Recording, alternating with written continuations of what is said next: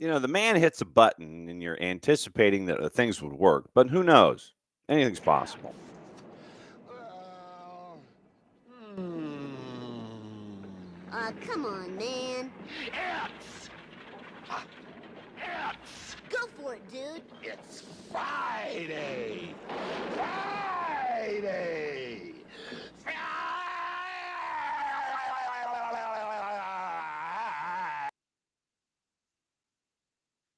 It is, in fact, Friday. Bases dropped on a new round of SDH here for your Friday. John, hear you there. Morning, David. Morning, Alex. And this morning, obviously, it's the weekend preview. We're going to get ready for the matches that are happening across the pond. We're going to be getting ready with all the news that we've got that's fit to print, all the things that are out there that we can get into this morning. And if there are updates, and I know that we have an incredible amount of intrepid producers as we always have. And since you guys are far faster on the draw than I am when it comes to these kinds of things, if anything comes across our bow, collectively or otherwise, then that's where we all sit there and send the Twitch pitch. And I'm usually the last to know because you guys are faster than I am. But we will obviously keep an eye on things in Newcastle, in Middlesbrough, and points in between, Morning Ropes. And we will let you know what's going on when we know it. There is some news to get into this morning, and it has to do with contracts and things like that. So we will get into the news of the AM, and we will get you as ready for the weekend as we can. This is the last day for yours truly here at the Southern Cross, for lack of a better phrase. Gulf of the Gulf is about 200 yards over there. Staring at it in the morning, red sky in morning, sailor take warning, because later today it's supposed to get really crappy, and then Saturday and Sunday it's supposed to rain, or at least Saturday it's supposed to rain. Sunday driving home it's supposed to be like cold and in like the 30s or something. So we'll see what happens. But all right. So that's where we are today. Whatever's on your mind. I do have a QOD, and I'll get into that after we get into opening kickoff and things like that. And actually, it's a carryover from yesterday because of all the visitors we had yesterday. Didn't quite get the chance to get into it. And I know that Ricky did give an answer, but I wanted to post it out there and let everybody then find out what's going on with everybody and what's on their mind. So the total snow forecast. I'm sitting here and I'm trying to look at Monday through Wednesday, so it's light. So get this. I'm staring at the Weather Channel, and the Euro model chance of an inch of snow Monday through Wednesday is 20% back at Office HD. So I guess this is kind of opening kickoffy. 50% in Middle Georgia. 30% at the boss's mom's house, 20% in Atlanta. So 10%, 20% in the U.S. So Monday through Wednesday, we could get another inch of snow. Anyway, all right. Opening kickoff brought to us by our friends at Kickoff Coffee and kickoffcoffeeco.com. Once again, you can go to Kickoff Coffee and kick off your day at Kickoff Coffee and kickoffcoffeeco.com. But when we encourage you to buy out the store, you can buy out the store and you can get it at a 15% discount. So you could buy out everything and then spend 15% less. How do you do that, you ask? I'm glad you asked. What you do is you use the code SoccerDownHere15 at checkout. Then at checkout, use the code SoccerDownHere15. Then they, in turn, our friends at Kickoff Coffee, take 10%, reinvest it into youth games, youth initiatives. Very, very cool stuff from our friends at Kickoff Coffee and kickoffcoffeeco.com. Okay. So we've been looking at contracts and things and folks that are interested in dropping by Major League Soccer. And it appears, once again, depending on the report and who you follow in these situations, and once again, we always sit here and ask. We plead with you. We ask that you look at your sourcing and see if what's going on is, in fact, any basis in any truthfulness or any leaning toward journalistic accuracy. So we were getting into the discussion yesterday in hour number one about Neymar and Major League Soccer. And apparently Chicago, depending on who you look at, Chicago is like, yeah, fam, we're interested. And apparently, possibly, probably, allegedly, maybe, perhaps, Greg Berhalter and Chicago Fire owner Joe Mansueto are in Saudi Arabia. Possibly, maybe, probably, who knows, perhaps. Once again, depending upon who it is that you are looking at. So, the deal in and of itself is supposed to rival the deal of Messi and friends. When Sky comes out and says that Chicago have open talks to sign Neymar from Al Hilal, everything's at a very early stage. Fabrizio Romano and the overnights. Fire of genuine interest in Neymar, but negotiations are not at advanced stages with player side so far. Neymar and his camp have not given any green light to proceed with formal contract proposal yet. Early stages of the story, nothing imminent as of now. So that is where we kind of are with all of this. So once again, we talked about all the preliminary talks, all of the things preliminary. Yeah, his camp is interested. Translation, his father, the agent. Maybe, maybe not. Who knows? But once again, Neymar, something as far out in left field as Neymar and Chicago. Keep an eye on these kinds of things. Please, please, please, please, please. Keep an eye on these kinds of things. Because you're going to get information that's going to be all over the place. Yes, he's interested. No, he's not. The money's nowhere close. The money's really close. It's going to be something rivaling the Messi deal. $20 million a year in NIL. Those kinds of things. These are the kinds of situations where you have all of the far-fetched possibilities that probably going into a couple of years ago, you were like, well, no, there's no way that would ever happen. And then Lionel Messi happened.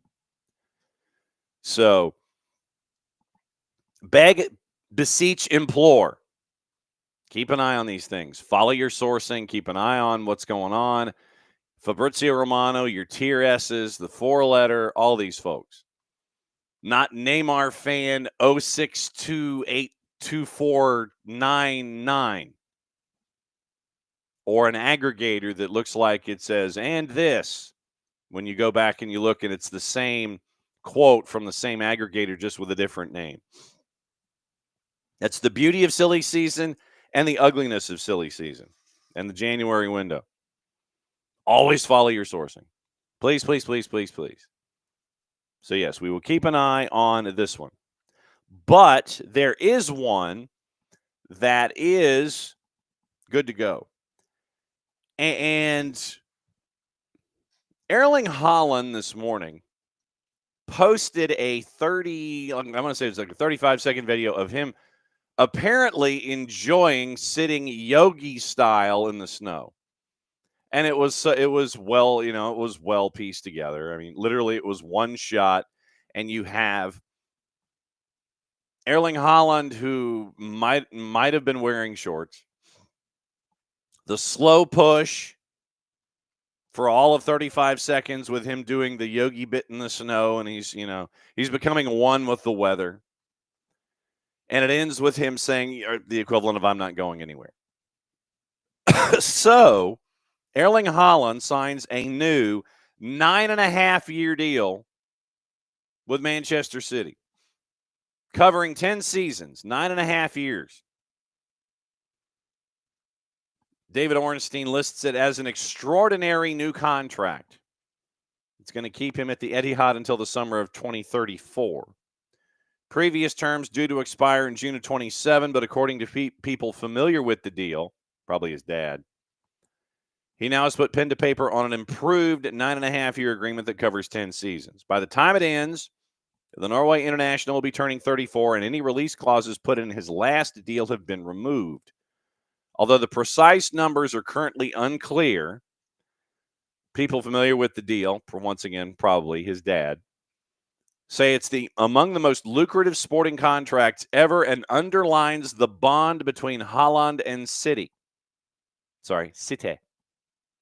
Despite speculation linking the 24-year-old with a move to Real Madrid, he's known to be extremely happy living in Manchester representing the Premier League champions. Following a €60 million transfer from Borussia Dortmund in 22, scored 111 goals in 126 matches, lifted 2 English top-flight titles, an FA Cup, a Champions League, and a Super Cup.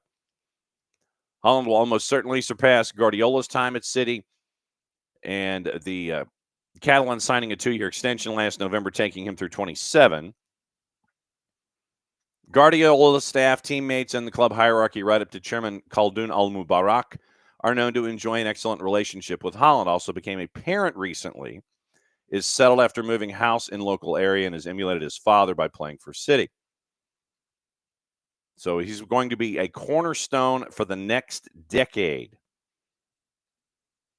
Husanov, Vitor Reis, Omar Marmoush, all heading in various stages.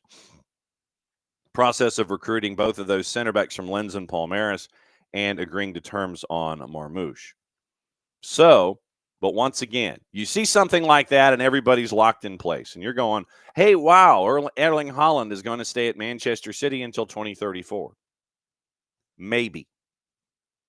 Once again, we always want to remind folks in these situations that it is about controlling the asset as much as it is sitting there and saying, hey, he's going to be staying for however many years the contract is, the length of the deal. So 9-year contract. City has also reached an agreement with Marmoush. And so that is something to keep an eye on. Do I think that he's going to be there for the end of the deal? I doubt it. But once again, when you sign players to long-term deals, it is about controlling the asset and defraying costs and all these kinds of things and figuring out, okay, how can we monetize and market what's going on with an individual? But the big news this morning is that 9.5-year deal, a 10-year deal through 2034, rework the final 2, and adding another 7. Erling Haaland is staying at Manchester City. Other stuff that has come in this morning tied to stories that we are interested in. Eddie Howe had his pre-weekend press conference. And so once again, it has to do with PSR, profit sustainability, and the profit and sustainability rules. So he was asked, Eddie Howe, once again, in the summer, making a strong effort to try and sign Mark Gahey from Palace, who would have cost upwards of 50, but now the focus is on potential exits. It's not as clear as everyone will make out. There's not a pot of money there just waiting to be spent. Even he accepted his answer, and once again, this is from our friends at The Athletic, and it's Chris Waugh who was at Eddie Howe's press conference. So even he accepted his answer was about as comprehensible as Newcastle's turnaround in form, going from 12th to 4th inside a month. Almiron, as things stand, is set to be on the bench for the lunchtime kickoff against Bournemouth tomorrow, despite Atlanta United being in negotiations to re-sign. While not denying Almiron could still leave this month, Howe insisted nobody inside Newcastle wants to lose players this month, but the PSR reality is that they are best placed doing so. Lloyd Kelly less likely to depart despite his lack of minutes, and Howe showed his irritation at news of a bid being rejected this week leaking out, describing the rumors, quote, as being, quote, club-driven from Fenerbahce, not from the player. Speculation will not end there, though, with more than a fortnight still to go in the window, and unfortunately, Waugh says he'll be writing, and he'll be reading those 3 annoying letters, PSR, time and time again. So right now, once again, with Ornstein's numbers, bid for the ex-player worth in the region of £11 million, $13.5 million, being considered by Newcastle. Talks at an advanced stage, set to be concluded in the coming days. So that is where the element is with Miggy. Now, the question was raised about Charlotte, and Charlotte initially having discovery rights and then basically saying, well, we can't do it. Hey, Atlanta, go ahead. Ornstein wrote this at the time. One aspect of the negotiation that is unique to MLS is the discovery rights. Players on the discovery list that must play outside of MLS, although it's an outdated rule. True. The purpose was to prevent multiple MLS teams from negotiating with the same player, thus driving up the price for a sale. In what marketplace, and I understand that this was the collective that was attached to all of this. Morning, Tom, morning, Forecard. I'm hoping that we are to the point, right? Yeah, in Forecard, Jason had 8.5 million pounds, 10 million in the espresso. So, and you're talking, and the numbers fluctuate, and you're talking about add-ons and things like that. So, if we say in the neighborhood of 10, I don't think we're hurting anybody's feelings. So, if we say 8.5 million pounds, 10 million, there might be some add-ons in there somewhere. So right now, 10. We'll use that as a baseline figure, 10 million, somewhere in the 10 million range. Right at the beginning of 8 figures. Newcastle had initially wanted somewhere in the neighborhood of 12. It could be that where it is 10 million, it could be $10 million and add-ons. But remember, Atlanta United's got the coupon too. Or the renewable the rebate coupon. The rebate coupon that Atlanta United has. I'm going to talk about that in a second, too. But anyway, Almiron, a former Atlanta United player, because he was sold at a profit, Atlanta did not keep his MLS rights. Charlotte then claimed the rights. Atlanta had to seek permission. And so, eventual outcome, once again, a minimum fee of $50,000 is required. Club owned the discovery rights to Marco Royce. Galaxy paid Charlotte $400,000 for Royce's rights. So this is the second time. This is the second time that Charlotte has wanted to bring in a player that they've had discovery rights on and could not get the deal done. Second time. But good business on Charlotte for getting $400,000 for Marco Royce, who would eventually end up signing with LA Galaxy. And like I said, it's probably, 50, 75. It won't be a whole lot. I would not anticipate it being a whole lot anyway. If it is, it's AM. It's Garber bucks. So that's the hunt when it came to discovery rights, and everybody was like, well, wait a second. Why did Charlotte had discovery rights. And so once again, MLS sells a player for a profit. The team that loses, or the team that gains the sale, loses the rights to the player, and then another team in Major League Soccer right now with discovery rights, which is dibs, basically. And remember our whole conversation about dibs and how silly it is. So Charlotte had dibs on Marco Royce. I mean, legitimately, this is to the point to where I'm sure that someone, and I don't know whom, somebody's got dibs on CR39. It might be Kansas City. And remember, they were close. They were close. He was having conversations with the local quarterback about style of life and, would you be left alone, those kinds of things. But discovery rights were had twice now by Charlotte, and Charlotte could not close the deal. Charlotte, though, is apparently close, although we have heard no update from yesterday, at least I haven't, about Wilf Zaha coming in on a year and a half, I think, was the timeline that they were staring at. But this is the second time in a row now that someone – oh, I know, Abel. I just try to go by his age. Yeah, because he's not 7, not playing like he's 7, so I think he was CR39. I think he's CR39. I don't know if he's CR40 yet. But right now, it's the second time in a row that Charlotte has lost out on discovery rights. It's the second time in a row that someone has said, no, I'm not interested in Charlotte. For one reason or another, things didn't work out. So you're like, Marco Royce, no, not interested. Charlotte did good business and got $400,000 out of the out of the deal.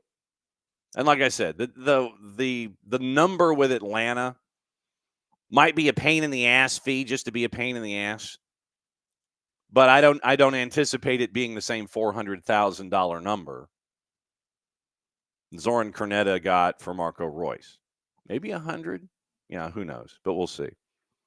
But so that's where the Charlotte situation is. Charlotte might be getting close to Wilf Zaha, looking at a year and a half coming into the deal.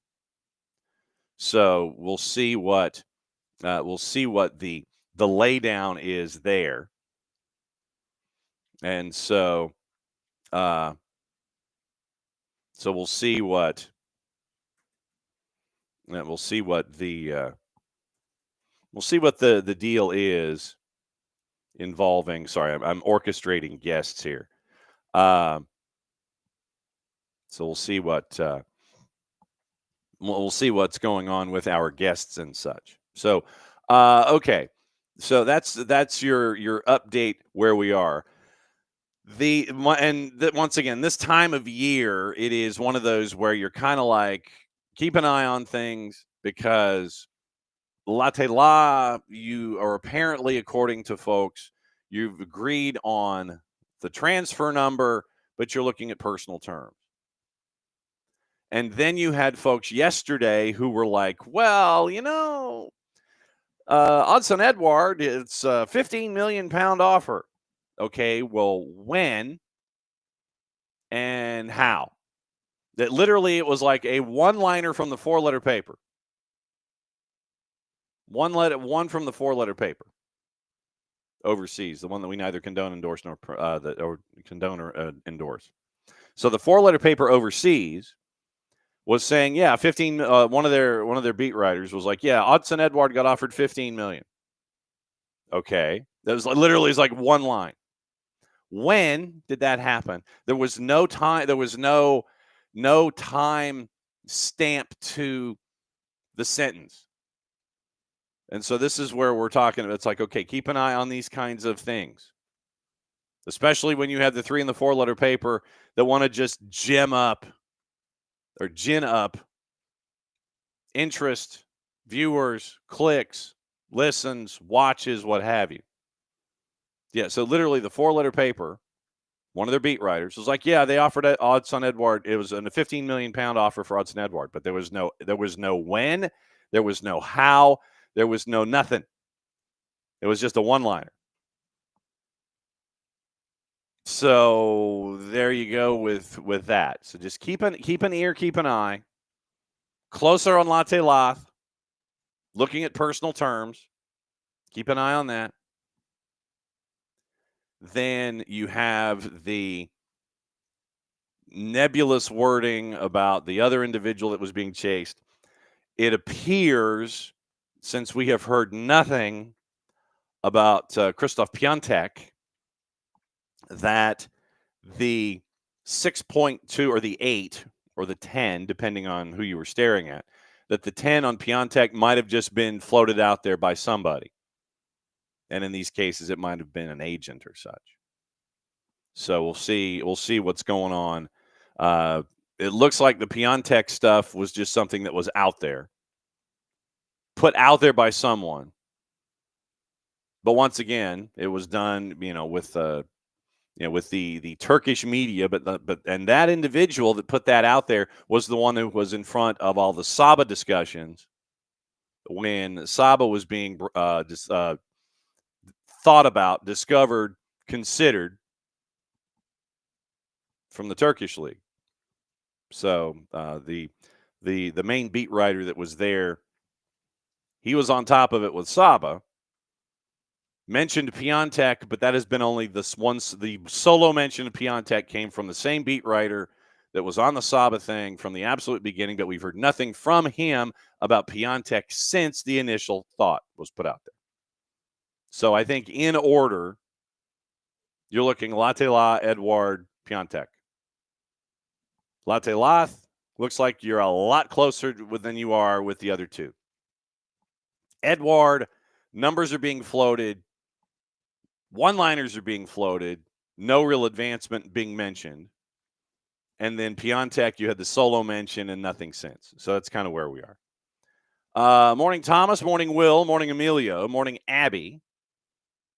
And so that's kind of where we are. I think we will have a Friday free kick in 15 minutes. And it'll be an abbreviated Friday free kick because our guest has been floating around the planet, and we'll ask him about that. We'll ask about what's going on, ask about 2024 and 25 from this particular individual's perspective when it comes from Beyond Goals.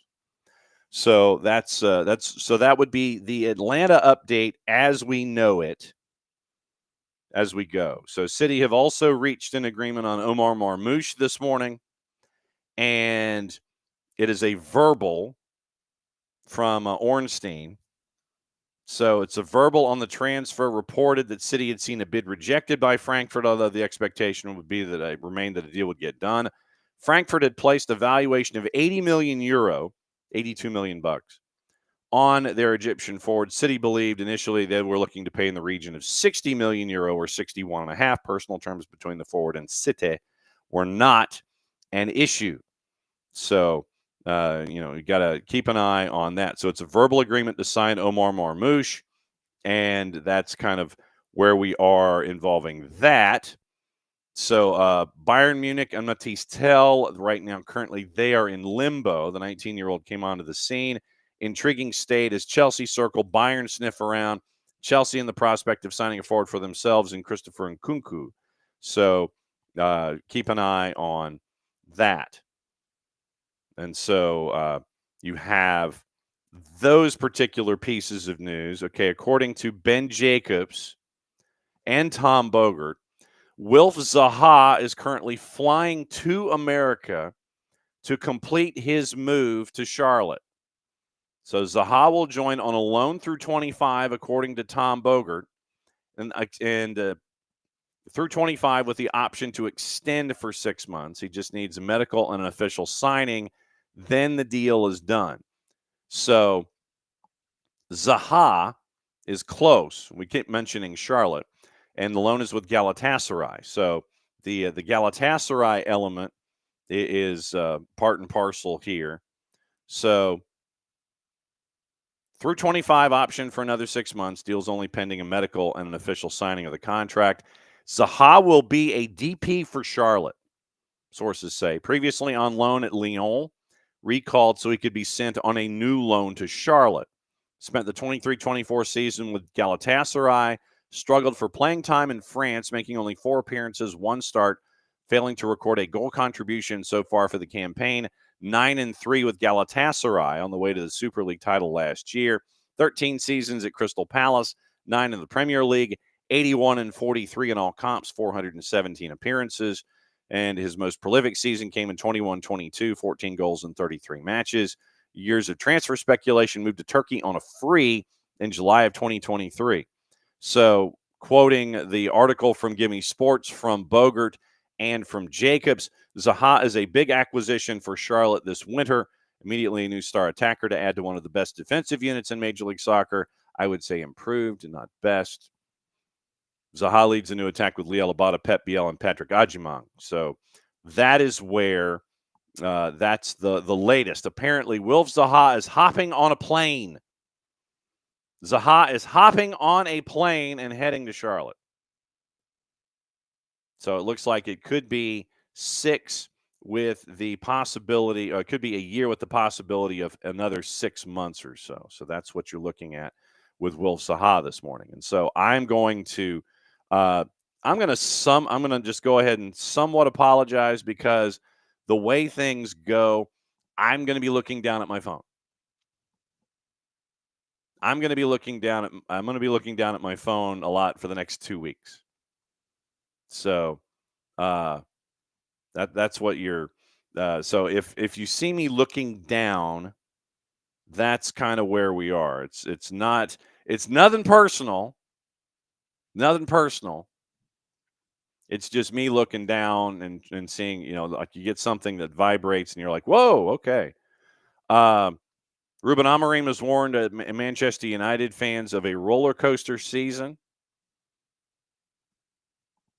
And so keep an eye on that. Arsenal looks set to sign a midfielder in the summer, but do they need the forward? Race to sign Zubimendi in the summer. Injuries to Saka and Gabriel Jesus have left them short up front this month, looking at the idea of possibly signing. We mentioned Matisse Tell, Trevor Chalobah and Chelsea. Will Rashford or Antony leave on loan? Liverpool, are they going to listen to Darwin Nunez offers? Why are PSG signing Kvaratskhelia for 60? Will they land anybody else? Can Barca sign anyone this month? Barca. So the National Football League is going to play at the Bernabeu, apparently, and it's going to be the Dolphins. After confirming the sale, and we always seem to mention Barcelona and the wimpy economics that are attached to all of this. And Tom, you are absolutely correct. Haven't missed anything yet this morning, but it's just that we know that nothing will be announced until as soon as the show is over. Absolutely true. You're not wrong, sir.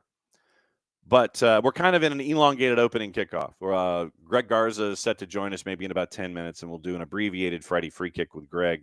That'll get us through hour number 2. Let's see. Don't make me laugh. Okay, so here's the running gag. So we always know that news breaks after the show is over. Or we sit there and we think it's going to happen like early in the 11 o'clock hour, and we hang on for a little bit, and then nothing happens. And I'm trying. We know that something will happen. We think it's going to happen at like 11:05, 11:10, then it doesn't. And then kind of like the morning where we thought something was going to happen after we had the initial social media hit, like 10 o'clock or in the 9 o'clock hour, we're thinking, okay, 10 o'clock, something's going to happen. And then it doesn't. And then we go on past 11 o'clock. And then we go to like 11:20. And then nothing's happened. And then we're like, well, okay, we tried. I was trying to blow through as much news around the planet as humanly possible. But, see, yes, place your time guesses. Winner gets something. Winner gets something. We'll think of something. And then Thomas is like, we'll get a teaser tweet, 10:30. Drag things out till 11:45 and give up and have the announcement at 12:30. It's the way it is. Absolutely true. Thomas, you're not wrong. But, we're talking about Barca. And like I said, we'll get to the other news because I have news. We got all the news in the Major League Soccer that we've got to keep up with. Yeah, Will is saying 12:23. So we've got news and we've got some stupidity down here. We have to reset the clock, and we'll get into that as we go. We mentioned Barca. Can Barca sign anyone this month, according to our friends at the Four Letter? Well, let's see. After confirming the sale of 475 VIP seats at Spotify Camp Nou for up to 30 years. So folks have locked into their 30-year seats, their VIP seats. Barca are once again operating within La Liga's financial regulations. Therefore, they can spend anything they save or raise on new signings, and they're exploring January additions. Almeria fullback Mark Pubil, keen last summer, would not have been able to register him, with the club wanting upwards of 15 million euro, a fee which also could be a sticking point. Another forward would be considered. Ronald Araujo, Ansu Fati. Barca could also pocket money if Mingueza leaves Celta de Vigo, as they're due 50% of any due transfer. Villa, RB Leipzig, and Roma are all interested. So, deals in the works. Alphonso Davies still assessing his options. Sign a new contract or join Real Madrid on a free. Morning, Harry. Davies' future has been up in the air since last summer. Spurs expected to be active in the final fortnight of the window. Ange, pretty scathing about his players following the loss at Arsenal in the North London derby, has made no secret that he wants reinforcements. Everton are looking for additional options to bolster their firepower up front. Armando Broja, on loan from Chelsea, is out up to 3 months with an ankle injury. Everton and Chelsea weighing up whether he'll stay at Goodison or return to his parent club. Morning, Harry. Side note, Caleb Wiley with the shoulder, he is rehabilitating with Chelsea. He has left Strasbourg. Broha injured. You're looking over Dominic Calvert-Lewin, perhaps. AC Milan's interest in Kyle Walker has been complicated by their interest in Marcus Rashford. Serie A regulations mean only 2 non-EU players can be signed. On top of that, 1 British player may be signed without taking up one of the slots for non-EU. Milan signed Pavlovic and Emerson Royale last summer, meaning they can only sign either one of Walker or Rashford in this window. We mentioned Husanov and Vitor Reis, combined 83 million euros, so like 80 million bucks. Expected both will immediately join the squad. Marmouche, we'd mentioned about ongoing. Villa eyeing Sevilla center back Loic Bade to bolster their defense after an injury to Pau Torres. Villa sporting director Monchi knows Bade well, signed for Sevilla in January 23, could move for around 25 to 30 million euro. Meanwhile, Villa are open to offers to sign a 31-year-old center back in Diego Carlos. Galatasaray, Fenerbahce, Juve also keen after he fell out with Unai Emery. If Jorginho returns to Brazil, only 2 clubs he'd play, Flamengo and Palmeiras. Celta de Vigo, midfielder Luca de la Torre set to move to San Diego FC on loan. Deal could be done by the end of the week, according to Jeff Carlisle. Messi and friends interested in signing Colo-Colo defender Maximiliano Falcone after the Chilean club's president Alfredo Stoving hinted at a potential departure. The Gonzalo Lujan signing was official yesterday by Messi and friends. We'll get into MLS stuff on the end in the start of hour number 2. Cruz Azul beat Liga MX rivals Chivas in America to the signing of Luca Romero from AC Milan. Chivas claimed they had almost signed the Argentine U20 international winger. Cruz Azul have agreed on a deal with Milan worth a reported €3.5 million. Cruz Azul also looking to reinforce the squad with the signing of Mateus Bogic. We talked about Bogic briefly, where yes, no, maybe was yesterday. And they're looking for the clausura. Sources close to the club confirmed to ESPN that the team already in contact to bring in the 23-year-old. That's from Cesar Caballero at ESPN Deportes. Meanwhile, a deal for San Jose Earthquakes keeper Emmanuel Ochoa moved to Cruz Azul is back on. So those are the rumors that we have involving players this morning. Chelsea have added Garnacho to their list of potential options, according to Ben Jacobs. Bournemouth, according to Jacobs, have signed 19-year-old winger Zayn Silkat Dubry. He's joined from Chelsea's U20s. And so that is your transfer news from the 4-letter. Like I said, after the top of the hour, like I said, I'm anticipating a guest coming in the form of Greg Garza for an abbreviated Friday Free Kick, where we'll talk about what Greg is up to on the road, his the diversity workshops that he is doing in part with Major League Soccer. We'll get into that. We'll get into his thoughts about 2024 with Beyond Goals Mentoring, and we'll also get into what he's looking forward to with 2025 with Beyond Goals Mentoring. Like I said, we are anticipating Greg Garza joining us, hopefully in the next little bit, and we can discuss what's going on there. Also today, coming up later this morning, early this afternoon, you're going to have Soccer for US POD 108 is going to be available on the network. It is talk about the January camp and the roster talk for 2025. It is Bart and Thomas.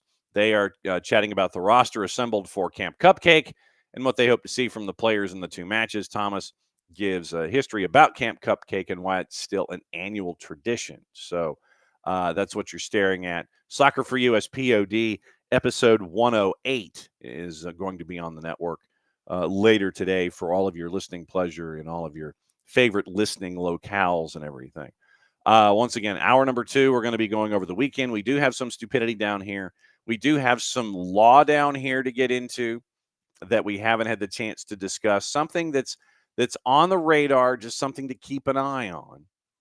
And it's a trial involving Major League Soccer. And there's you are in the early phases of a trial with the North American Soccer League and Major League Soccer. And so we've got the early opening statements that are attached to that we'll be getting into as well in hour number 2. So like I said, it's all of the news.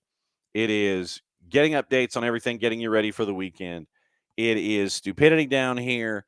It is some legality down here. And it's all these different things that we have attached in hour number 2. Plus, we'll get you into everything. And so Thomas is saying that the official announcements, but remember, you also have official announcements where Atlanta has to announce that they are sending X number of AM to Charlotte. And then everyone's going to sit there and go, well, why are they doing that? And we all know why they're doing that. But at the same time, it's just one of those things where it's the formality of the steps in the process, because I don't think you can sit there and announce a player signing from a team that has discovery rights on the player without announcing that you have acquired discovery rights on a player from a club for X number of dollars of AM. So there you go. It is that time, as promised. It is quarter till for the abbreviated Friday free kick. My friend, good to see you. Happy New Year. Happy New Year. It's been a minute, huh? No doubt, because you're kind of one of the busiest dudes on the planet, and it's a chance to catch up with you about all the things that you are doing involving Major League Soccer, about Beyond Goals, about all the globetrotting that's going on where you are helping to further the beautiful game. First off, I want to get into the work that you're doing with Major League Soccer. Once again, you're having all of the diversity work that you're doing there. What's the latest with that heading here into 2025? Yeah, same old, same old. It's MLS Intercultural Awareness 2.0. Some different things that we're applying and implementing within our trainings, but similar cause and similar project and initiative that I think that is of so much importance. It's not only a fight against like discrimination. It's just helping players understand not only what is expected of them within the league that they play in and represent, what's expected of them living in the United States, but also just kind of helping each and every individual within every locker room understand where everyone comes from and understand their background, their culture, their ways of thinking, their views, whether it be political, whether it be religious, whether it be and just kind of trying to find a common ground to meet in the middle, right? I think it's very hard to say that you can change someone. I think once somebody is really solidified into who they are, I'm not sure you can change them, but can you help them see things differently? And that's a big one. Yeah, no doubt about it. When it comes to 2.0 and what you're doing, how many players understand what your message, what you're trying to get at in that first meeting, and how many players take a little while to understand about what they're getting into in Major League Soccer, what they're getting into in the United States, what the current temperatures are involving issues like, making sure that you're all walking forward as a group and that you understand different cultures and ideals and everything? How many folks get it immediately, and how many folks take a little work?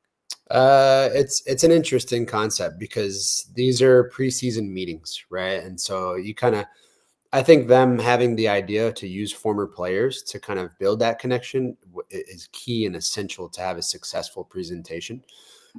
Because you have a lot of players to where they're like, oh shit, I don't want to do, excuse my language, I don't want to do Hey, you got us the explicit rating on a Friday. I don't want to do a preseason meeting. This sucks, man. I just want to go home to my hotel room and sleep, But I think having someone who is a familiar face.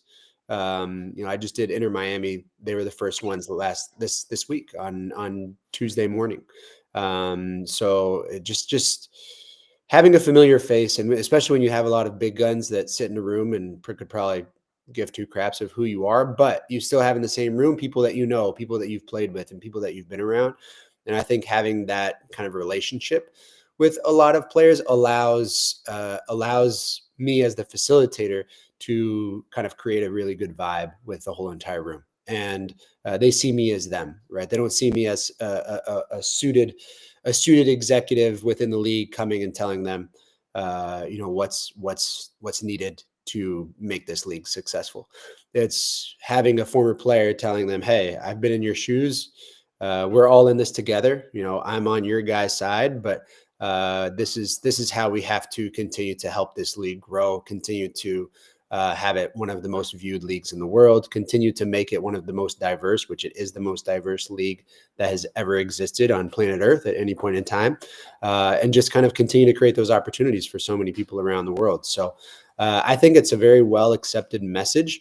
There are some times where you do have a few moments to where you have some kind of talking back or some, I would say, kind of healthy arguments that you have to have, because you have to try and find a middle ground in someone's views of maybe a certain word that can be said in another place that might not mean something as bad, but here in the States, it is something that is forbidden, right? So, I mean, I've been in locker rooms to where those things happen, and it's it's a very fine line between the banter that you have in a sanctuary. I call a locker room, it's a sanctuary. It is a sanctuary. Nobody's allowed in it. I was a veteran player to where even if an assistant coach came inside the locker room, I would be like, get the hell out, because this is a player's locker room. This is our, it's forbidden. It's our sanctuary. You know, whatever happens in there, it stays in there. Nobody knows what goes on in the locker room. But it's one of those things to where the banter is I miss the banter. I miss the banter, and there's certain ways that you can have types of banter, right? But there's a difference between a lot of banter and a moment to where that can turn into disrespect, and that's ultimately the kind of key thing to these meetings, is to help these players understand that, hey, there you are in a microscopical, world, to where people have a lot of eyes on you. There are a lot of views on what's happening around you. So the role modelship that takes place, and everything else of just understanding that, hey, when you're playing and the competitive stress that happens along with it of wanting to win, you're fighting for money, you're fighting for positionings, that these things just cannot happen if we want to keep our league on the upward trend of what it is right now. I do have a Miguel Almiron question to ask before you get out of here, because it could be the return of Miggy fairly soon. I did see that. Yeah, we can go straight into it. Return of Miggy, and I mean, look, it could be potentially the return of other people as well. So I'll put that out there. But then it's not me. My body can't take it anymore. But I think it's this is my personal opinion. Is Miggy beyond the MLS? Is Miggy beyond? And this is no take, but I just feel, I don't know if our team can be built around Miggy. We have a very European-based like team right now. Mm-hmm. And I feel that with Miggy, you have to play Miggy in a free role. And so I don't know. It's a lot of questionings that I have in that, but I can go deep into it and give my personal opinion on why I think the fight to bring Miggy back is real. But I think it's to put a lot of smiles on a lot of faces. That is my personal opinion. But to build the championship team, I don't know. Well, I mean, he wouldn't be the guy. He would be a guy. They're looking at bringing in a number 9 from the EFL Championship. They're looking at bringing in a guy from Middlesbrough. So what you would have is Miggy as a lot of the weaponry that is there. It would be Saba, the new number 9, Miranchuk. It would be. You have some danger. Yeah. I was talking about this with one of my mentees the other day. You can have Miggy as the free roaming role. You're going to have Saba on the right. You can have Shande Silva on the left, and you have this new number 9 up top. I mean, I just see one of the comments. I don't think the team will be built around Miggy. The team has to be built around Miggy. You're talking about one of the best players that has probably demolished this league in every way possible when he was here. I mean, there was no stopping him. I know Joseph had so much of the kingdom of just scoring so many goals, but I mean, Miggy was our Miggy was the player that if he was standing 2 feet away from me and I had the opening, I would give it to him because I know that he would create something much more, much more special than I could have ever done. So, and I see another one of the comments. Miggy was the man. Yeah, Miggy was the man when he was here in the MLS. I truly think he was. So I think if you do bring him back, you have to think about even this number 9 that comes in. It's still the game that you build within Atlanta United has to be built around someone like that who can change a game within seconds. And that is like the key sauce to the league, right? Well, we've talked about that before. You have to have a few players who can change the game within a few seconds, and then you have to build guys that can be industrial players to work around them, and guys that are going to just work their absolute asses off every single day and put in a shift and know for a reason why you have those players. So can it be convinced within that locker room? I would hope so. Oh, yeah. Yeah. When it comes to dealing, you mentioned the conversations that you have with your mentees.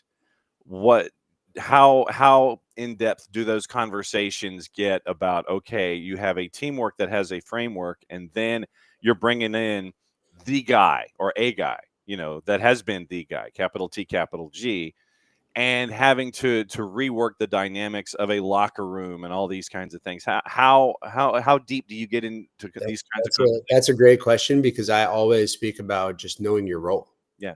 That's what you're saying right there, is just knowing the role that you play in every organization that you're in. Anything that you do in life, you're going to have some sort of role, right? You're going to be a role player in some sort of fashion or way. Miggy is a player that does not have a role. He does what he wants. And you as that, the industrial player around someone, you have to be very understanding of that. And that's just my personal opinion. And so hopefully all these other guys can understand something like that. And I mean, I just see one of the comments. The next comment is Miranchuk, right? Yeah. Can he be understanding that if they bring in Miggy, well, Miggy's not Miranchuk and Miranchuk is not Miggy. Yeah. And so can he be bought in to say, all right, man, I'll be the Carlos Carmona of I'll put in a shift and work my absolute tail off. Although I've been playing at Atalanta and in Italy for the last 12 years. And Miggy, you've come from, wherever you've come from before, but you're the guy. And I'll make sure my work is put in for you. And that's the type of guys that you need. You need those type of guys that are going to be willing, although they might have a stature to where they've done really well for themselves. Can they put their egos aside and understand their role? And that is a huge piece of a conversation that I have with a lot of the mentees, of understanding moments like that, because that's what makes great teams. All right. So then before you go, let me ask you this. And I know you're on the clock, and thank you for, we can go a little over. We have a meeting, but Parky can take over. We have our marketing meeting at 10. So Parky can take over the first 5 minutes for me. That's fine. Okay. So then I wanted to ask you what you thought about 2024 for Beyond Goals and what you're looking forward to in 2025 the most with this marketing meeting coming up here in less than a minute. It's a very fun one that I think created a lot of experiences for us to understand what it means to be more of a mentor. I think Parky and I, we consistently grow each and every year in a good way, and from a business development way and growing as a company, and understanding the sales perspective, but and also the most important thing is just understanding kids more and seeing how different they are, how unique they can all be, and just teaching them wonderful values to live by, and things that things that can ultimately help them, not within the sport that bonds and that uniquely bonds us, but ultimately in life in general. And that's and I think that's the coolest thing for me. It's I was in Cali one day and I had a mom call me. I was selling one of my homes in California and on the Tijuana side. And I was over there and I was with my best friend who's a mortgage consultant. We were having breakfast before crossing over the border. And I had a mom like deliriously call me and just like crying, and something had happened with her son, and just going quite crazy with I guess the whole situation. And I was able to calm her down and speak through things. And my friend looked at me. He's like, dude, like, holy crap, like you do this every day? And I'm like, pretty much every day, all day, man. And he's like, you're the soccer therapist. And I was like, I guess so. Because I don't say deal. You experience, and you are able to be put in front of a lot of different personalities and ways that people. It's so cool because I get to use that training, like even in what I'm doing right now for the league. Everybody is so different, but there is something that uniquely does bond us all. Um, I use, and I think like even all these interviews from our new head coach and from our new GM and from everybody, or the new VP, or everybody that's under Garth now. What I think is missing, like from a couple of those interviews, is that Atlanta is Atlanta because the fan base has found a way to uniquely be together from being all over. If you go to an Atlanta United stadium, is the only stadium in the United States that fills up in a way to where you have these sections of just so many different colors and races and views and like nationalities. Not many people know this, but there are over 85 different countries that are represented, close to 90 countries that are represented within the league. Wow. Now, if anybody that's in the comment section can name 90 countries, have at it. Well, I know Abby can come close because she's the one who puts up the flags at Mercedes-Benz, so she's got a good idea. Right. But it's that for me is like that.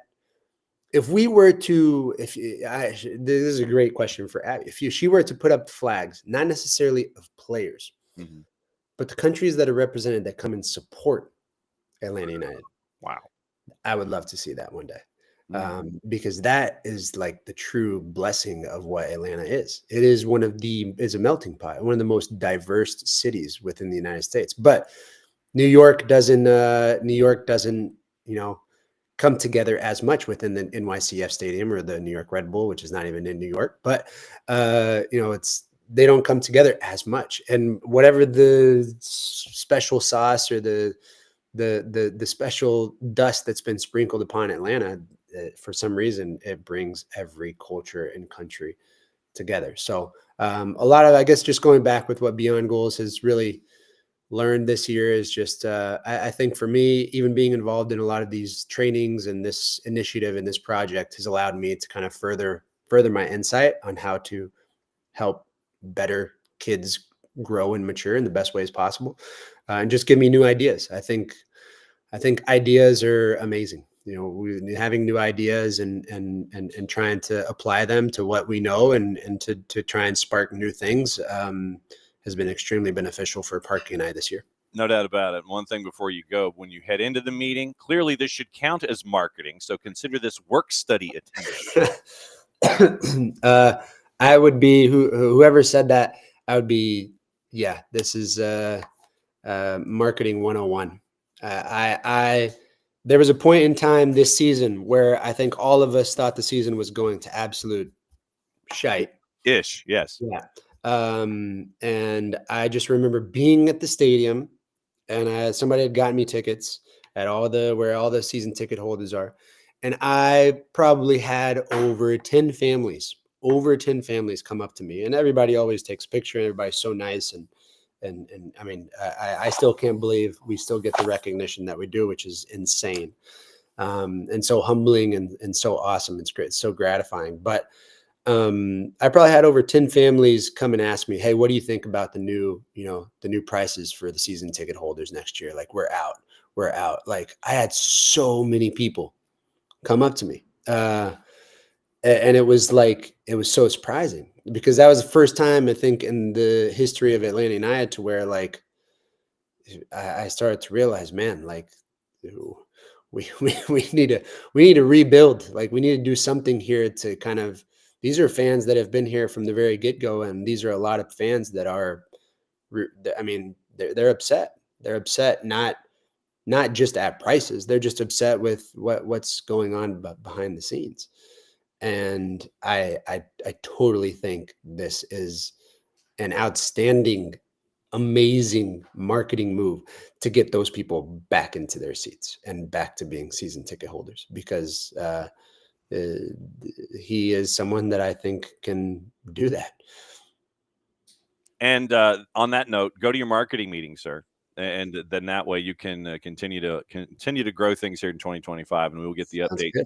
and get marketing 101 from you as well. Be safe, my friend. Sounds good. Appreciate it. Always good to connect. Happy New Year to you and your family, man. And we'll speak soon. You got it. There goes Greg. Greg's got a meeting, and so Greg's going to go to his meeting. But no, it's always great to catch up with Greg, and great to catch up with Parky about everything going on with Beyond Goals. And I think that, and Emilio, I think that you're spot on. That the Miggy who is 30 is not the Miggy who is 24.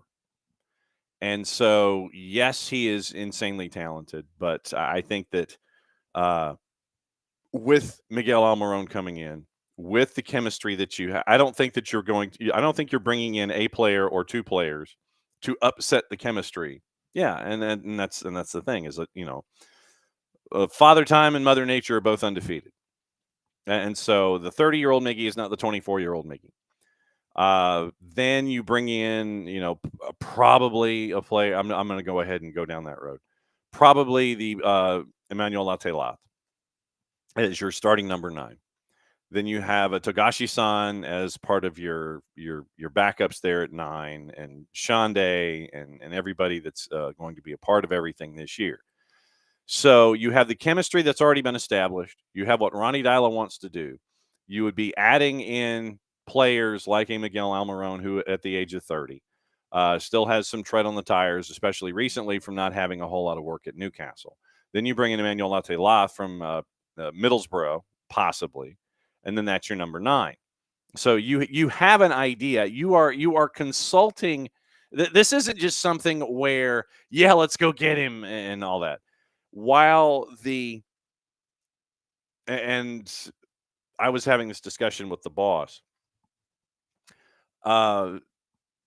The home opener, if what we anticipate is happening does go across the finish line after we get off the show, if we anticipate that happening, I know that the noise that will be made by all of you in attendance for that first home match will be off the charts. I don't care what people think about the noise that's going to be made on Monday night at Mercedes-Benz Stadium, weather permitting.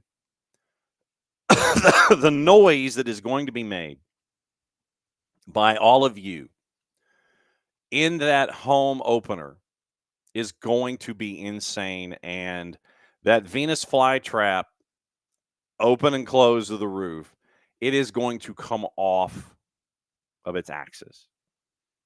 And it will be one of those moments where you will sit there and you will remember the noise that you've made. And there will be a lot of folks whose hair will be standing on end, and I will be one of them. And I'm going to do, what The Rock does these days when he wanders toward the ring, and he smashes his arm because of all of the goosebumps that are there. It will be a moment. And you have a front office and a coaching staff that has an idea about how the kind of player that they want and the kind of impact that they want that player to have. To be able to bring in someone with the talent of a Miguel Almiron for somewhere in the neighborhood of 10 million, considering that you were paid 21 in the first place, and you got to sell on. So you got your rebate coupon ready to go too with the QR code.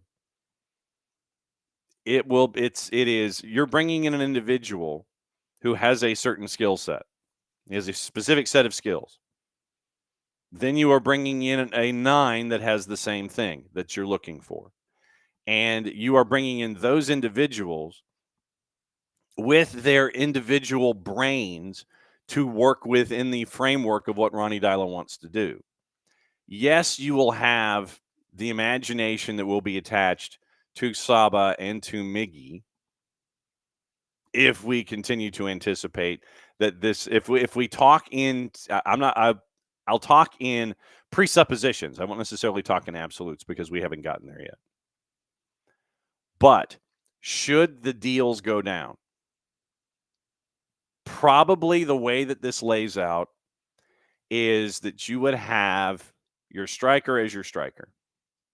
You would have Saba and Miggy on the wings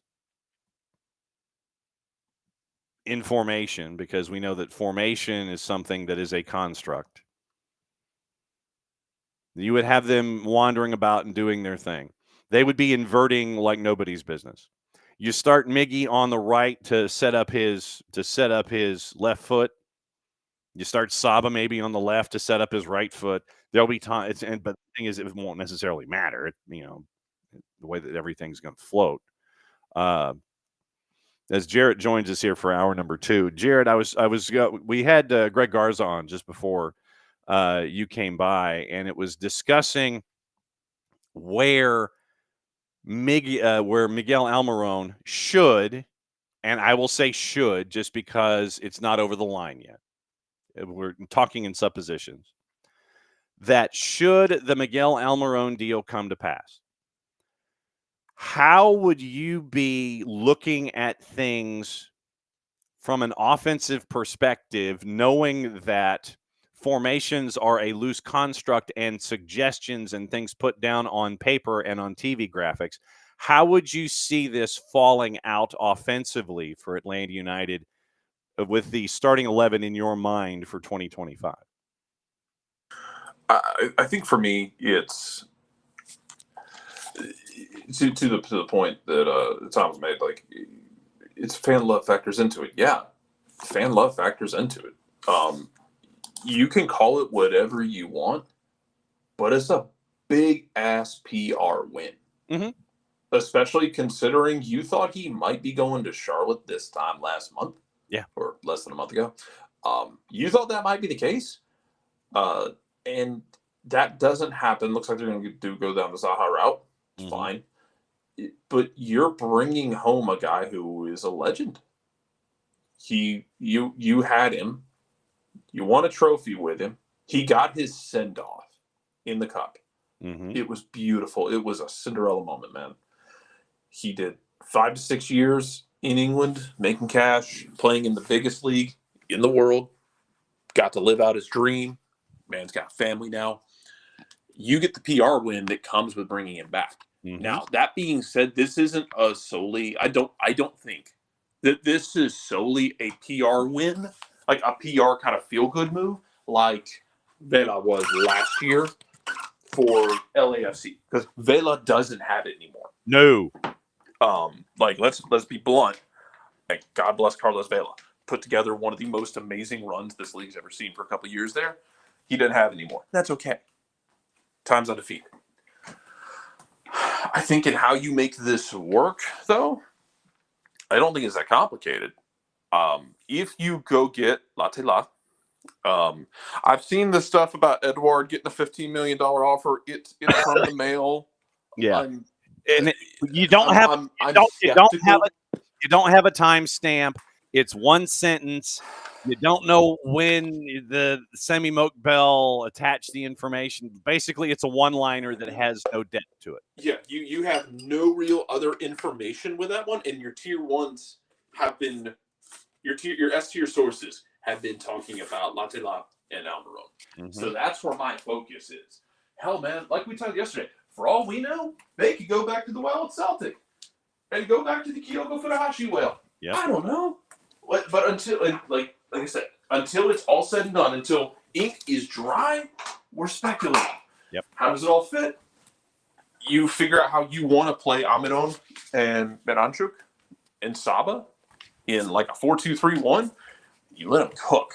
My preference for that personally is Meranchuk and Almiron interchanging in the center and on the left-hand side.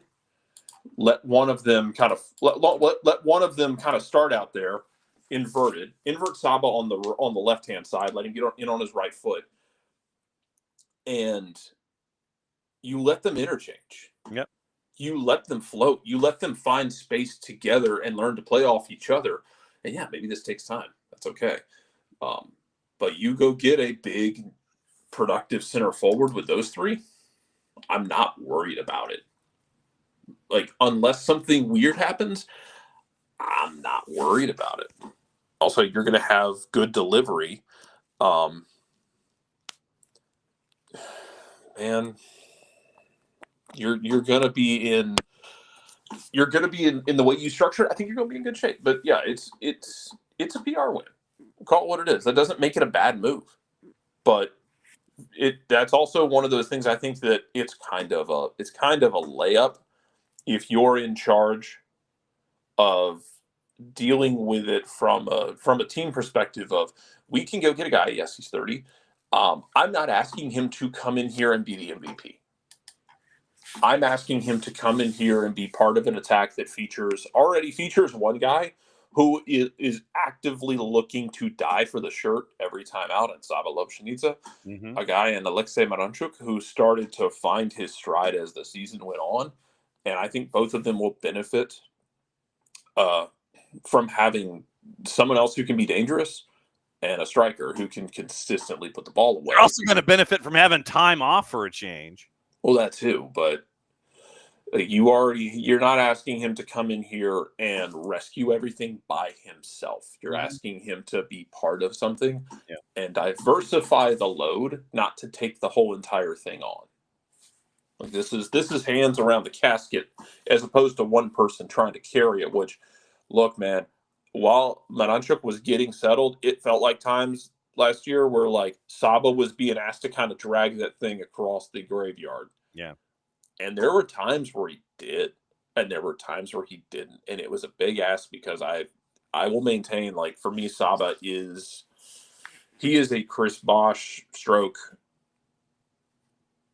Joe Johnson kind of player. Nothing at all wrong with that. He can do the job in waves. But I think if he is part of just a triumvirate of chaos in the attack, I think that's where he will be most effective, and I think he will thrive in that. But we'll see. Yeah, I've been wrong before. Well, I thought San Jose was going to be good last year. Oh boy. So what you're staring at is the 9. You're staring at Miggy and Saba. You have Miranchuk, and a lot of folks are already forgetting you brought in Mateus Click. Yeah, as a you're going to be in a situation where, like, it's going to be a street fight for minutes because Xande Silva's still out there. Like, look, we had the great moment with Xande Silva at the end of the playoff run, right? The goal in the bends that tore the roof down. Yes. And Xande played his ass off. Xande wasn't 100% last year. Just wasn't. He banged up. He's dealing with injuries all year. He just could not get to 100%. What he gave you was what he gave you. It wasn't enough. And if you can improve that spot, you can. But you have Xande Silva, who's going to be fighting for minutes. You have Edwin Mosquera, for the time being, who's going to be fighting for minutes. I know he's been linked with one of the Common Ball clubs. I forget who. I'm sorry, my brain's focused on other things. I know he was linked to possible move with, like, a loan with an option to buy kind of thing. Like, you have Luke Brennan, and then in the midfield, you have Click, who comes in and like, look, Click is, I don't know if he can start 30 plus games for you. If he does, great. He is getting up there in age, and that's fine. For me, he fills the void of having that veteran midfielder who can step in, do the job when you need him to. Don't know how much you'll need him to, but can also be a mentor to the kids. And you've had this just about every damn year. Whether it was Jeff Lorenowitz, whether, it was Ozzy Alonso for a bit, last year you had Dax. You have those guys who, especially for the young kids, I think it's important because you teach them how to be professionals, and not just on the field, but off the field. how to conduct yourself. A guy like Click can do that. But he's going to be in a dogfight for minutes with Jay Fortune, who was just straight up snatching minutes last year from Tristan Million-Baugh, who was not hanging on to those minutes, and Shalish, who I thought really grew into it, and for lack of a better phrase, he nutted up last year. Yeah, when he had to, because there were times where I didn't think he did, and it like push came to shove, and Shalish stepped the hell up when he had to, when you needed it at the end. But those 4 guys gonna fight for minutes, and you got academy kids coming too. Like, everybody's gonna be like, we're into the phase of like the Dark Knight, where we're breaking the pool cue on the table, and now we're gonna have tryouts, kids. Like, a couple of y'all gonna walk out of this room. A couple of y'all ain't. You're playing sleeper is what you're playing. You're playing. Oh, and it was Atlético Nacional was where the current interest is. And then to everybody's, I know if people are talking about in the chat, is like outside back. Yeah, like, I mean, if you want to figure out outside back, look, that's one of the reasons you brought Ronald back. Is Ronald can play either side. He is that guy who can play either side. The more minutes he gets, the better he performs, which will be a thing early in the season. Matt Edwards can be out there if you need it. If you went out and swung something within the league for depth at that position, I wouldn't hate it until Brooks is healthy again. Mm-hmm. We'll see. So that's where we are, and you're looking at positions 1 through say 16 or 17, and it's going to be. I would rather be entertained by a street fight for minutes, and that would be that would be something that you want to have discussions on, instead of looking at New England and you're wondering, okay, how many folks do you have on your roster? You look at Toronto and you go, how many folks do you have on your roster? You're having these kinds of discussions at the beginning of training camp, where you have young guys who are coming in fighting for minutes. You have the established guys that were a part of the key chemistry that pushed you in the playoffs as far as you went, plus the acquisitions that you're bringing in Click and probably Latelat and Miguel Almiron. So to have these kinds of discussions is far more beneficial, for the club that you're talking about, and for the fans to sit there and say, well, okay, we have this option, this option, this option, and this option when it comes to these issues that are attached to Atlanta United in 25. And then 4 cards question about Gressel, like the problem, and that's what you have to do with Gressel. You have to buy him out. Mm-hmm. Because again, let's see, 2024 and no salary. But if you, because it was north of 7 figures. I mean, it was a 7-figure deal that Julian had, and and this is going down a road. It's like Greg alluded to others coming back. Base compensation was $1 million, was just under $1.1 million. Mm-hmm. That was Julian Gressel's base compensation for Miami. 24. You got a lot of GAM. Yeah. You got that much TAM. You ain't gonna bring on I don't know that you can bring on another 7-figure guy right now. Now, if they buy him out and you want to get him back in here at if he's willing to take a little bit of a lower number, and you try and make it work, and you start maneuvering things around, and basically, if you pull the Randall Leal deal, but and to Uncle's point, he's a wingback. I don't like Gressel as a fullback. It's not a personal thing, obviously. Like, it's not a personal thing where I don't like him. But I don't like him as a fullback. I don't like his defensive work enough. No, I think as a wingback, one of the better wingbacks in this league, especially in a fully loaded offense, as we saw in Miami, in a fully loaded offense where he can be like the third option and he's not drawing attention and he can just get into dangerous spots and put the ball in dangerous spots. Fantastic player, worth every penny. I don't know how much you'll play with wingbacks right now. Yeah. And maybe you do. Maybe you modify it, and maybe you do that because you need to. Totally possible. Yeah, man, we'll see. Because yeah, you could get really weird, like 3-5-2 kind of thing, playing him on a wingback. Play like if you wanted to get really weird and really aggressive. Play like a holding midfielder. Play Alexei and Miguel Almiron. Play Saba and like a Latte La up top, or take out one of Alexei or Almiron and put in like a Click or Tristan or Jay. Like you could do a lot of really dumb, amazing things here, and then play Julian at that role. But I would not want him strictly as a right back.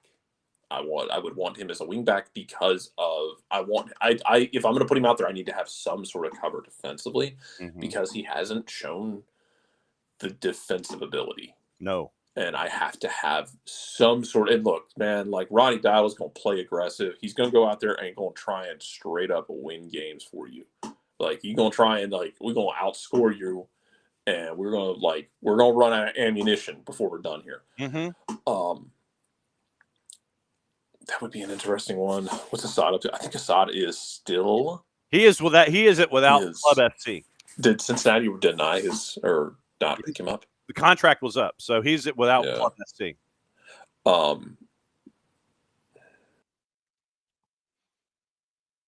Looking at our friends from again, the money is where it matters to me. To Emilio's point, don't like bringing back players, expecting them to be the same level. I don't know what you'll get the same level of Miguel Almiron, and I'm okay with that. Uncle actually hit the point right on the head that I was going to go to next. Playoff. Franco Escobar's a free agent. Yeah. So there's that. Yeah, I mean, if you're looking for help at the back, then if you were to bring in a Franco Escobar, and I believe Franco is also a starting member for without Club FC. I'm double checking that right now. Let's see. And so, of course, you're thinking Pablo Escobar. That's where my brain went instantly. But Yamil Assad is at without Club FC. Then you look at Franco Escobar right now. Franco, I guess, and this is from our friends and he is in the last year of a deal. He got a contract extension in Houston on November 7th. So if you were looking for individuals, yeah, because Thomas, to your point, right now, Franco Escobar is under a contract extension through the end of this calendar year. So he got a contract extension for the 25 year. And so Franco is still in Houston, if that's the road that you were thinking. Yamil Assad, then you're looking at right now, Franco Escobar, you're looking at still in Houston. Yamil Assad without Club FC. So that's what you're staring at when it comes to the idea. If we were to take Greg Garza and his thoughts about folks returning, then we would have to sit there and look at dudes who had seasons that were worthy of the ideas of their returning and who it would end up being. So that's where you're looking at someone who can come in and give you minutes and be a part of things. It would be depth pieces at this point. We'll go over the Atlanta United roster here in a second. So let me get into detailed stats. I don't need career stats. I need what happened last year. So stats. And once again, I know that this is going to be this is amazing. This is amazing live media when you have these kinds of things. So MLS Cup playoffs. So in 20, let's see. So in 29 matches on the first team level last year, playoffs, league play, and Leagues Cup, it was 6 goals last season for Yamil Assad. So if that's the road you're going down, that's the road you think you want to go down, it would be looking at it that way. So the summer, so the salary guide for, no, I don't want resources. I want the salary guide. All right, you're being annoying. All right, so when you're hitting, all right, so just to give you an idea as to what was on the table last year, you had Yamil Assad at the veteran maximum. Joe, we're going down salary roads. I know. I was here for it. So Franco Escobar's got a contract extension in Houston. He's off the board unless you make a deal for him. Yamil Assad you also just changed the rules in the league in terms of how you can get people. So there's right. So you could do that if you wanted to bring in another right back. Right. It would give you depth, but I don't know what it would cost. Yamil Assad, cost is going to be paramount here. Yeah, Yamil last you have to fit it under a cap, and yet you have a guy in Chris Henderson who knows this cap well. He knows how to maneuver it, and he knows how to work around it. He is not naive to how it all works, and we're not going to pretend to be naive to him knowing how to kind of dance around things a bit and how to make the numbers fit. So maybe you move guys around. Someone did mention this as well. As of January, God, I'm going to hell for this. As of January 1st, I believe Tito Villalba is without a club. Okay. I think his contract's out with Libertad. Okay. So there's that. Yamil last year, for the record, made veteran minimum at 89,716. So that's what he made last year. So navigable. Yeah, you look, if you wanted. The thing is, like, I think you're good if you bring in Miguel Almiron and you're gonna play one of him or Alexei on the wings. I think you're fine on the wings because you still have Shande, you still have Mosquera. Unless you're gonna move Mosquera, then we have to talk. You still have Luke Brennan, who's on a homegrown, and show you, if nothing else, that he has cojones last year. Forecourt, I agree. Tito wouldn't be bringing the same vibes as Miggy. Tito performed last year, for the record. Did pretty well. The problem with him was when he left here, he could not stay healthy for the life of him. Like 2 years plus, he would play, put numbers up, and then get hurt. And could not stay healthy, man. You go back and look at his transfer mark, like his game log. There's a lot of injuries on that game log, man. And because if we're bringing back all this nostalgia stuff, yeah, I'm generally into Emilio's point, John. I'm not always for we're getting the band back together. No. I think Miggy is an exception here because I'm not asking him to be 2018 Miggy. I'm asking him to contribute to what could be a very potent and chaotic attack. But I don't. If he wants to give you 2018 Miggy energy, great. I'll take it. I'm not going to turn it down. Yes. I'm not asking him to be the 2018 version of himself. I'm asking him to be the 2025 version of himself, and however that fits and however he can contribute. Because I think if you go do something like that and you're like, come back, it's going to be like 2018. It's not. No. He's not the same player. And it's not to say that he's bad or anything like that. Just he's older. He's different, Yes, he's older. He's going to be wiser. He's going to be a bit wily. He's still fast as all hell. You go back and watch the Copa America, watch those Paraguayan games where he would get, there are a number of times he would get fouled in the buildup because he would get fouled before he could get his motor running because their teams are still afraid of that speed. Because remember, man runs like a damn ostrich. Yes. But he gets from point A to point B more quickly than you do. And you still have to consider that. I don't think you bring him in here expecting 2018 Miguel Almiron. I think you bring him in here expecting him to contribute to this offense. And that's the difference in how I view the nostalgia. Personally, that's just me, man. Yeah. I mean, last year, by the way, the contract with Libertad ended at the beginning of the calendar year. And so 7 matches last year, 1 goal and a yellow card for Tito at Libertad. And apparently, I would wonder if somebody in the league would go get Tito. That'd be interesting. yeah, I mean, you take a I flyer. don't know what his salary would be. Yeah, you take a flyer on a 30-year-old, you know that the demand would be there. And knows the league.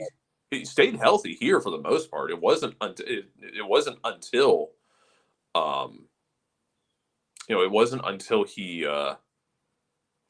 he left where his value kind of created. And his value popped back up for a little bit there, but it wasn't until he left that those injuries started popping up for him. Amazing what happens when you get healthy. Yeah, you get all. Man, he put. That's what I'm trying to say. It's like he put up numbers, man. He did. He was when he was able to play, he was good. But if you can't be on the field, 2023, the Clausura, 11 games, 7 goals, 5 assists.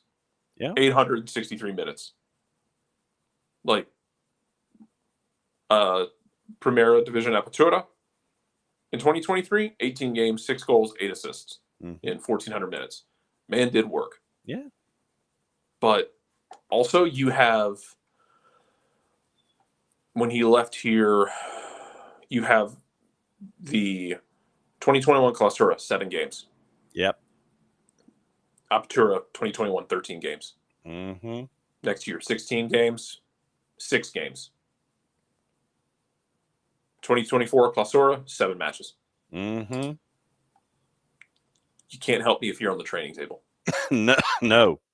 That's the hook. It is. I promise you, that is not a personal thing. No, absolutely not. That is not me making it personal. That's business.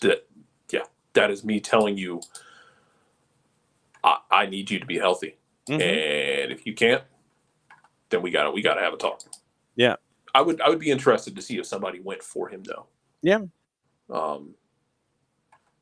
See if somebody takes a flyer. Yeah, man. So in just to go over the rest of and to Thomas's point, Miggy seemed to be fine under Howe for a while anyway. Yeah, but then you've got the transactions that you make. You have new players coming in. It's the shiny new toy syndrome. Oh, you know why Tito missed 2024? Why? ACL. Oh. Yeah, you go look at his transfer. I was looking up his playing the Apertura. I'm like, what the hell? His Apertura is missing entirely. ACL tear. Cruciate ligament tear. Eesh. So, you'd be taking a flyer on a guy who's coming off of a tear. Yes. A week ago, Olay had a picture with him, Sebastian Blanco, and Eric Rometti just hanging out. So they were hanging out on a soccer pitch. But to Thomas's point, Miggy seemed to be fine under Eddie Howe for a while anyway. This is probably something that Alex can address better than a lot of us. But when you have folks come in and you have the new guys come in, you look at things formationally, and then you sit there and it's like, okay, well, I need to have this individual doing this. Then when you have a bit of a philosophy change, then Miguel Almiron ends up, looking for minutes and looking for a way to be acclimated or reacclimated into what Eddie Howe wants to do. I mean, Eddie Howe is saying all the right things, and he is laying it out there that, Miggy is a, tremendous team player. We always love his effort, those kinds of things. Eddie Howe is saying all of the right things, but you look at the minutes, you look at the stats, you look at the minutes, and it is, it is what happens when players are, and this is what happens also when things try to load and they're loading slowly. So this is kind of where we are. with the statistics for Miggy, obviously the minutes decrease, goals decrease, and things like that. And so, like I said, I think Alex would be the one who could lay it all out there and sit there and go, okay, here's the why, or here's the when, and here's the why when it came to Miggy and all of the numbers and where things fell over the last handful of years involving Miguel Almiron. So right now, transfer marks got him listed at 16 million euro. But here's the run. So if you go back to, say, the 22-23 season, he had 34 appearances, 11 goals, 2,500 minutes. Then he had appearances in Gummy Bear Cup and FA Cup. Then you had the production decrease. In the 23-24 season, he had 45 appearances and only had 5 goals.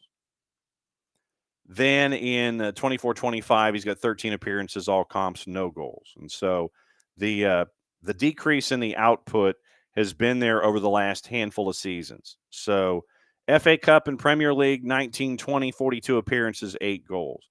He had another 5 in 2021. 2022, he had 30 appearances in the Premier League. He only had the 1 goal. Then he had the 34. He had the 11 and 34 in 22-23. And then he's fallen off to 5 in 23-24 and none this season. So it's a combination of things. But like I said, I think Alex can address the personnel that came into Newcastle. And then when you have Steve Bruce starting thing before Eddie Howe came in, when you have Steve Bruce who sits there and goes, I don't know how to use him. Rafa Benitez was the manager that wanted Miguel Almiron. So Miguel Almiron goes in with Rafa Benitez. Benitez leaves. Steve Bruce comes in. I don't know how to use Miguel Almiron. Then, frankly, sir, you got some issues to begin with anyway. But over the last handful of years, it's been with Eddie Howe. You had the initial bump, fan favorite, and then you've had the production decrease. But I think it's more personnel and the personnel that's there producing and taking jobs away from Miggy, and Miggy having to fight for playing time and such. And so that's where we are with Miggy and the handful of years that he has been there involved at Newcastle. So those are the numbers involved with Miguel Almiron. So it was interesting to hear Greg sit there and say that he's anticipating perhaps another reunion, but we'll see who Greg had in mind. I thought it was interesting to see Greg dropped that bomb this morning. In Major League Soccer, we do have some transactions down the line. Austin continuing to invest. Nicholas Dubasharsky, this one had been long rumored, signed a 5-year deal with Austin via the U22 initiative by transfer from Instituto, which includes an option for 2030. Rocco Rios Novo signs a 1-year contract with Messi and friends from Lanús. That's interesting because now they have like 19 goalkeepers in camp right now for Messi and friends. Coco Carrasquilla in a team record transfer goes from Houston to Pumas that he had been looking for quite some time. Maxi Arruti is back in the league, signing a 1-year deal with New England, which includes a 2026 option. I think that gives them now 14 players in New England. Gonzalo Lujan, we had talked about that one being rumored. That one is now official, also with Messi and friends. 3-year contract, transfer from San Lorenzo, which includes a 2028 option. JT Marcinkowski, speaking of San Jose, signing a 2-year contract with LA Galaxy, including a 2027 option. Holstein Kiel and the move with John Tolkien is officially official. From Red Bulls to Holstein Kiel, $3 million plus an add-on in that one. Alonso Coelho was also mentioned yesterday by Toronto FC, signing a contract extension that includes an option for 28. We did mention Andy Nahar yesterday, going from Olympia to Nashville on a 1-year deal with a club option for 26. Joao Ortiz, a 3-year contract with Portland by transfer from Independiente del Valle, which includes an option for 28. Oscar Ustari, that was a re-up. He had spent some time with Messi and friends too. He has now signed a 1-year deal. He's a part of the goalkeeping madness that's there. Mason Steidehar is now in RSL, traded from the Purple team for $50,000 in 2025 GAM, $150,000 in conditional GAM. That's performance metrics based, and a 2026 number 2. Nick Hagland has now signed a 3-year deal with Cincinnati, and that was he's coming off an injury as well. I think it was a fib fracture. And so Nick Hagland is now a 3-year deal, and all caps signed Conrad Vollen. That one had been rumored for quite some time, so he's on loan as well. So Conrad Vollen goes to all caps, and that takes care of the transactions inside Major League Soccer at the moment, Jarrett. So silly season continues to be silly on a Friday. So no real shocks that it continues to be silly, but nevertheless, it's still silly season. It'll continue to be silly. It just will.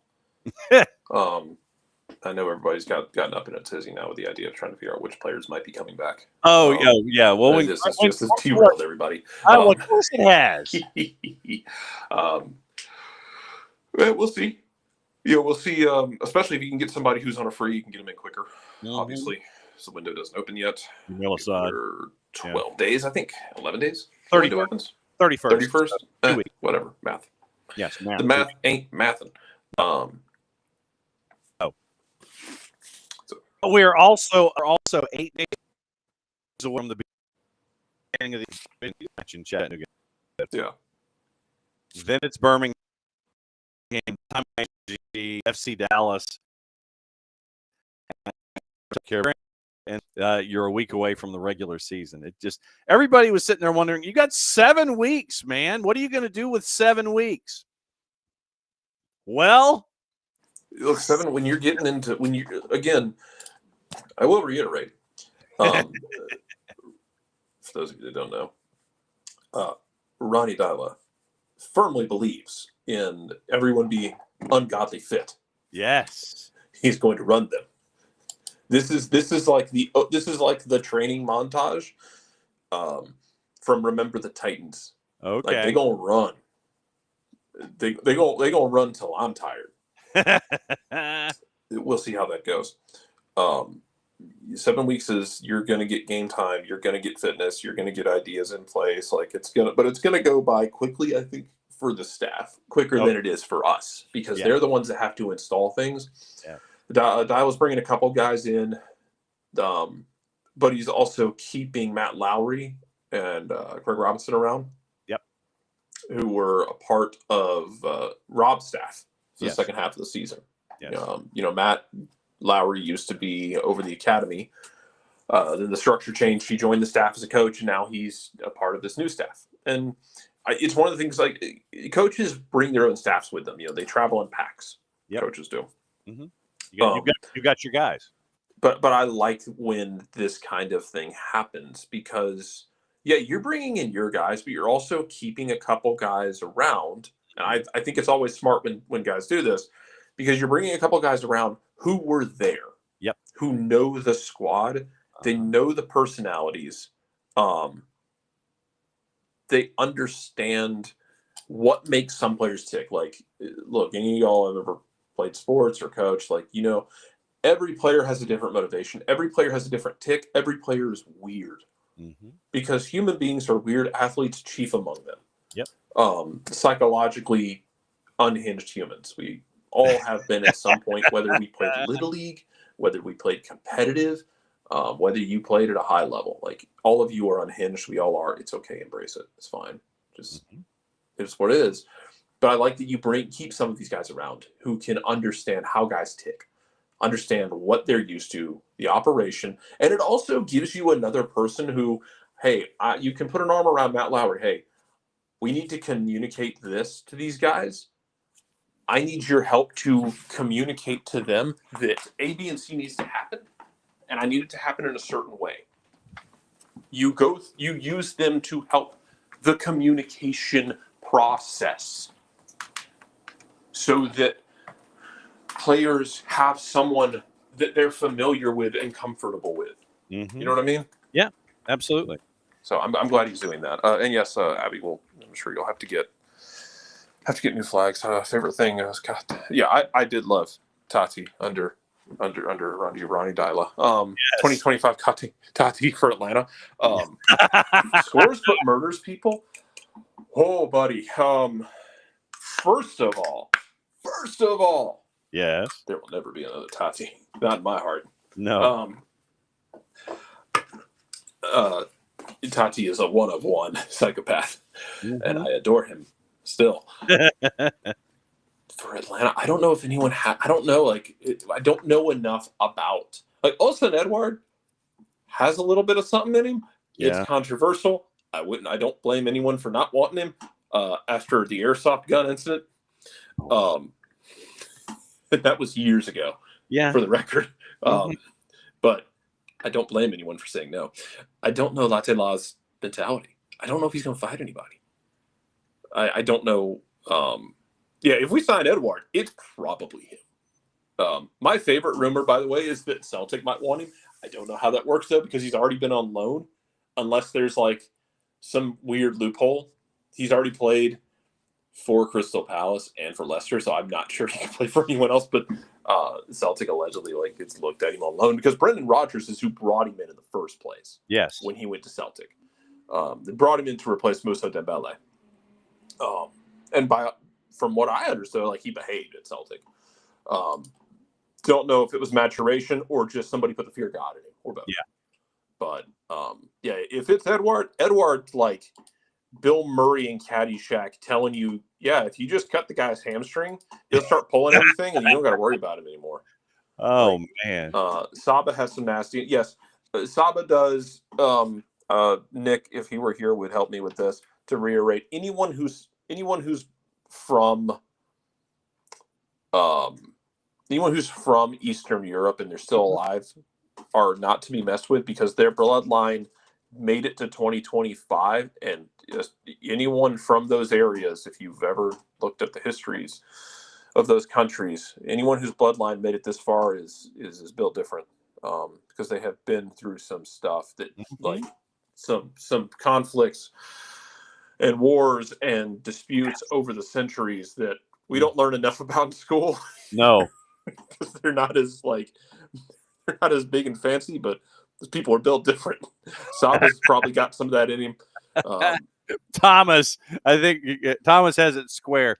I think Saba's energy is like an Eastern European mobster who really just wants to go clubbing and have fun. Yeah. Except he's with child now. So yeah, and that's the thing, man. I'll never get over. There was to me, it felt like there was a shift in when you talked to Saba last year after he had a kid. Yes. Something shifted in that dude, and not in a bad way. He just buckled down. Responsibility hit him, and not just as a dad, but it felt in talking to him, to me, and I might have been the only one who felt this, and that's okay. So, that he buckled the hell down. Yeah, and it was really cool. Yeah, it genuinely was really, really cool to talk to him. After all that happened. Because it just seemed like he kind of locked into it. I'm trying to think who else.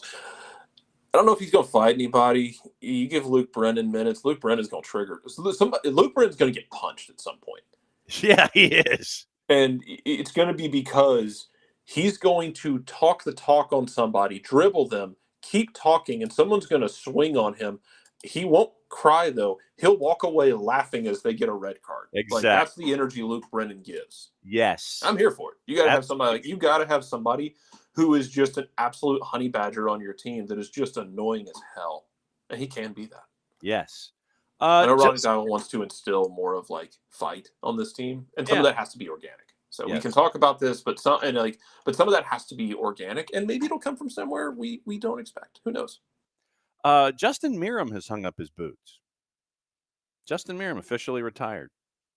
He says, a little late to this, but I held on as long as I could. Thank you for everything, and you'll be missed. So on his 280-character app, he has a 5-paragraph essay, and Justin Meram is done with professional soccer. And so he says a little late to this. I don't think it's a little late. I think it's. I mean, because I'm not surprised. That's the phrasing of it. I'm not surprised by because he was without a club. Yeah. And I'm sure he was like putting feelers out to see who wanted him, to see if it would fit for him and his family. And yeah, it probably was like, hey, none of this is working. I'm good. Yeah. So it's not like always. It's not all. You don't always get the Mike Schmidt after the game. I'm done. Bye. Yes. Sometimes, yeah, guys put like they're without a club. They put feelers out. They try and stay in shape. And then they realize that okay, none of this is going to work, and I'm good, and I'm not desperate enough to to take something that would inconvenience me or my family. But damn good career for Justin Mira. Yep. Got some hard work. Atlanta, though it was brief, winning the Open Cup and Campeones Cup was an amazing highlight. Thank you for both the opportunities. So, yeah, I know he was in a lower league team last year, but like he might have only gotten offers Michigan Stars, I want to say, in Nisa.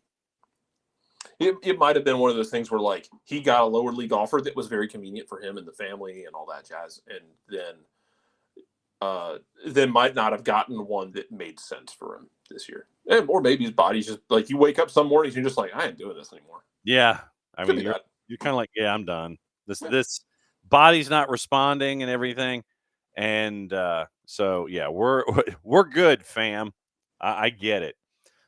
So Miles is still with Cincy, yeah. Yes. Yeah, Miles is still in Cincinnati. This I know we're coming up to the end of the hour. Mm-hmm. It's a topic for another day. Maybe a topic for other people like Bart. But I feel like if Miles doesn't go after this year, he's not going. No. No, I think that window is definitely getting very, very short-lived. Yeah, he was with Michigan Stars in Nisa for the 24 season. After his time in Charlotte, he took basically he was a year off from his time in Charlotte. Then he goes to Michigan. Nisa, April Fool's Day of 2024. Insert joke here. So that was, yeah, that was an adventure. So so Justin Meram is officially retired. Okay, so let me take a tour really quickly and see if there's anything else that I haven't seen any updates on anything this morning involving Miguel Almiron or Emmanuel ATLUTD. So right now, those are in a holding pattern. Let me see. Get into. Someone is dropping something the absolute second we kill the show, by the way. Oh, absolutely true. So we'll be back.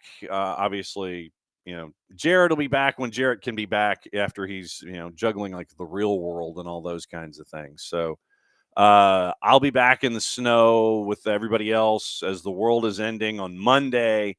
And so we'll get back to normal and things when you're looking at that. Everton is going to face no further action on their PSR. They basically have the Premier League and Everton have put that to bed.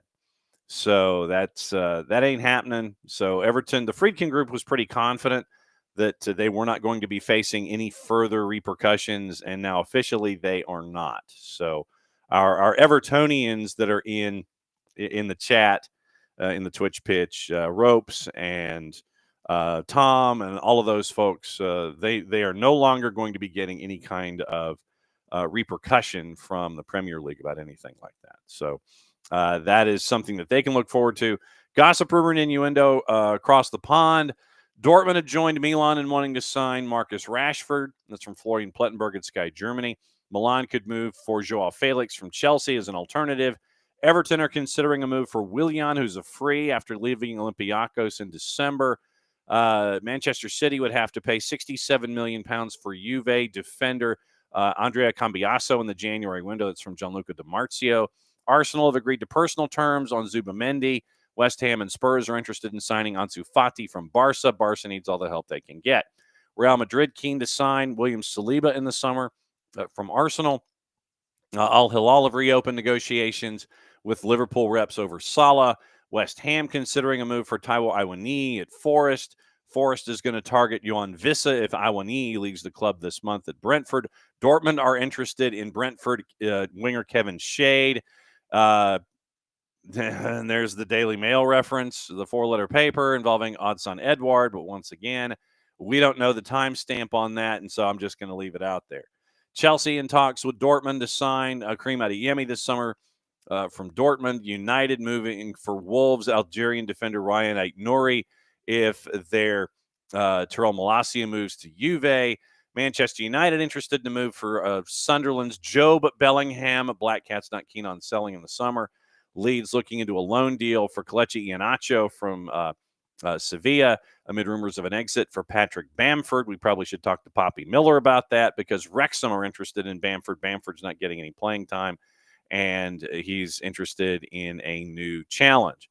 Middlesbrough midfielder Alex Gilbert looking at Swansea. Birmingham City have opened talks with Norwich over a deal on Grant Hanley. And then there's some other lower division stuff that's there as well. So what to watch, where to watch it, how to watch it. And then we'll take the tour once again of the media that is social and try and figure out, okay, if there's anything else that we have missed on the day.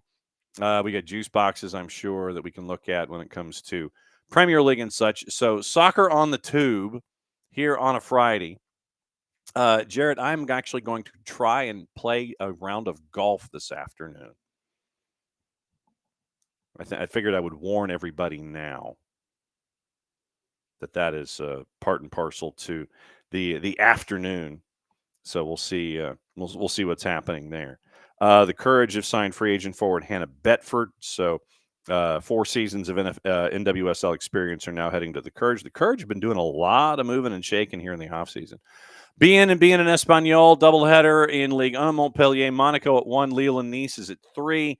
You can go to Fanatis, fntz.co/soccer down here, and you can pick up all the BNs, Nuestra Tele, CDO, For the Fans, Gold TV, Teisei, Liga 1, Liga 1 Max Pro, all the places in between, and you can become the true degenerate that Jason has turned me into. Fanatis, fntz.co/soccer down here. At noon, FS2 has a match in the league that we neither condone, endorse, nor promote. Fox Deportes simulcasting the Saudi game at noon. 10 o'clock, Liga MX, Tigres and Mazatlan. On the Plus, Women's Super League, Liverpool and Brighton at 2. Bundesliga at 2:20, Frankfurt and Dortmund. Dusseldorf and Darmstadt at 12:30. Espanyol and Valladolid is at 3. Golasso Network, Burnley and Sunderland at 3 on both Golasso and Paramount Plus, and Roma and Genoa are at 2:45. So Jarrett is out the door. No, I'm trying not to pull any muscles. So Alex is posting stuff. So hang on just a second. Let me see what our friend Derek Ray has posted this morning. And Derek is an absolute follow on social media, by the way. If you have not and do not, you need to follow Derek and see and let Derek let you know what else is going on here. So it's on Blue Sky. Hang on just a second. So Derek is out the door on the 280 character app. So let me see what Derek has in the Blue Sky. I'm already following him. So, Holstein Kiel have had to go into damage control mode after their new American signing, John Tolkien, on his social media, liked several dubious conspiracy theories and statements related to COVID, the shape of the earth, and gender identity. Picture of the Kiel statement below. And in English, John Tolkien, I regret the things I've done in the past, and my social media activities may have hurt, irritated, or offended people. This was never my intention. I want to take this opportunity to assure you 100% that I respect all people, regardless of their sexual orientation or gender identity. I always judge people by how they treat me and others in my circle of friends and my teams. I always meet a wide variety of people with whom I always have a close and trusting relationship. I would therefore like to make it clear that I do not harbor any homophobic or discriminatory thoughts. This is not compatible with my personal values that have been taught since childhood. That's why it hurts me all the more that my start here at Holstein Kiel is accompanied by this issue. I want to concentrate on football and help the club and the team in a sporting way. So that's definitely not the start that folks were looking for with John Tolkien and Holstein Kiel. Yeah, old news here. Guess people started sniffing around over there. So, hey, look, Alex, the fact that Derek follows you on Blue Sky, that's fantastic. That's great. That's a great pull. Derek Ray, one of the great announcers that is out there in this or any other planet full of stuff. Before we get out of here, let me get into juice boxes really quickly in the Prem and let you see what's going on there this weekend. So let's see. Go to England and click on. Oh, and fix your fantasy teams, by the way. Fix your fantasy. Premier League. 5 matches tomorrow, 4 on Sunday, and Monday Night Football. Newcastle a -161 hosting Bournemouth at a +400. They're the early game tomorrow. Brentford a +530 at the G-Tech hosting Liverpool at a -233. Leicester a +325 at King Power hosting Fulham at a -123. West Ham and Crystal Palace both within the margin of error in the low 160s. Draws a +241. Late game on Saturday morning, Arsenal -196 hosting Villa at a +536. On Sunday, Everton +189 hosting Spurs at a +142. Manchester United a +108 hosting Brighton at a +233. Forest, big favorite at home against Southampton at a -256. Southampton is a +690. Late game on Sunday at 11:30, Ipswich is a +650 hosting Manchester City, who's a -278. And right now, Monday Night Football, Chelsea's a -270 hosting Wolves at a +589. So those are the early numbers there. Old Trafford Regeneration Task Force, according to Ben Jacobs, completed its initial feasibility work and options for a new or redeveloped stadium at Old Trafford. Task Force determined that a redeveloped Old Trafford could increase the capacity of the existing stadium to 87,000. A new build stadium would allow capacity to reach 100. Both options remain under consideration. Survey of more than 50,000 fans showed a new build stadium at Old Trafford as the preference for 52% of the fans. So that is where we are. Let's see. I did not get into Kyogo looks like he's aimed toward Rennes, by the way. Did not get into the NASL trial. I'll keep an eye on that at Kaplan Sports Biz. Chelsea looks like they might be getting just a financial finger wag with all of the penalties that they are in lieu of facing. The club is negotiating with the Premier League over proposed financial settlement after new owners discover irregularities during the takeover process in 2022. Martin Ziegler on the timeline. Negotiations with the Premier League to agree a financial settlement for secret payments related to transfers made during Roman Abramovich's ownership. Club are understood to be in talks over financial settlement rather than a sporting sanction like a points deduction on the basis the new owners discovered the payments during the takeover process in May of 2022, reported them to the Premier League and UEFA. And then there was some stupidity down here where we've got to reset the clock. And it has to do, let me see if I can find the article. It has to do with a judge who, with a judgment, was just really that you want to say that. So let me see if I can find what paper it was in. And then there was some chants at Tamworth with Tamworth and Spurs, and Ange Postecoglou's like, bruh, don't do those kinds of things. So let's see. So is it in the championship section? Hang on. Newcastle, Amorim, Slager's appointed Arsenal's first female head coach since 2014. The Diallo hat trick. And so, of course, I'm looking for the article, and it doesn't show up any place quickly. And so, of course, I should have earmarked it and looked for it, and it would have been easier to grab and talk about. So, but that's where we are when it comes to what to watch, where to watch it, how to watch it, and all those kinds of things. Let's see. We talked about Chelsea, and so I'll just go ahead and we'll go ahead and pack it in. Why not? If I can't find it, then obviously it wasn't. Obviously, it needed to be talked about a couple days ago. Anyway, all right. So we'll be back at it again, 9:05 on Monday morning. We'll go through what happened this weekend, get you ready for the week.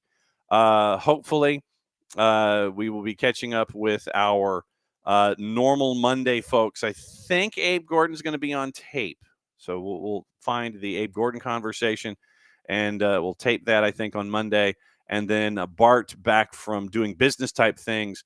Bart will join us at 10 o'clock, talk about Camp Cupcake and some reffing down here and all that kind of stuff. Abby with the early weather report for Chattanooga. High of 43 in 8 days' time. Warming up slightly. So, but hey, it is the preseason. It is the preseason. Let the preseason, and we'll be going there. So, there you go. All right. So, thanks for dropping by as you always do. Thanks to Greg Garza for coming in. Thanks to Jarrett for coming in as well. And we will discuss things once again 9:05 on Monday morning. Thanks for being a part of everything here on the SDH Network. Don't forget Morning Espresso with Jason 4 days a week. Monday, Tuesday, Thursday, Friday. The Morning Espresso is up. There will be a new episode of the Soccer for US POD, episode 108. It'll be up pretty quickly after this show is over because Bart sent it first thing this morning. We'll post that. Don't forget, you can also buy your Olive and York jersey to help out all of our Soccer for Good projects in 2025. And you can get it personalized at Olive and York, either in white letters and numerals or the lighter blue with the navy jersey. Thanks to our friends at Kaiser Permanente, Scott Flood and the Flood Project for that. Also, you can help out the Marshall Islands, pick up the Marshall Islands scarf, all those kinds of things to help them out as well. And Grady Baby Co. You can get the sweatshirt. Soccer is just better in Atlanta. You can get the T-shirt. Those proceeds as a part of our Soccer for Good help out the middle school soccer programs with Atlanta Public Schools. So very, very cool stuff from our collaborations with Grady Baby, with soccerdownhere.net. You can go and buy the gear there as well. Olive and York, and every place else that we're hanging out with, and especially our friends at the Marshall Islands as they continue to build a program. And we'll probably catch up with Lloyd Hours, the technical director, next month because I think he's on the island for a futsal tournament this month. All right. So that takes care of all the stuff. And as always, since it is a Friday, we have to end the Friday this way. And we will catch up with all of you Monday morning. Be safe, stay dry, stay as warm as possible. And we will catch up with you once again Monday morning, 9:05 Eastern Time. Thanks for being a part of the SDH family here on the SDH Network and SDH AM. Play it safe, everybody. Enjoy your weekend. The war was on. The keys on the typewriter had sharp points that kept sticking into our fingers. The dictating equipment started asking us questions, and our beepers sent electric shocks just through our body like a cattle prod. Out in the warehouse, the trucks kept banging into the docks, not even thinking about stopping. Oh, our frail bodies were strapped to the chairs, and our chairs were chained to the desks. Our pleas for justice were ignored, and the end seemed near. But we busted our slave drivers' little bitty balls. We've charged out of their brick fortress. The streets are ours because it's Friday.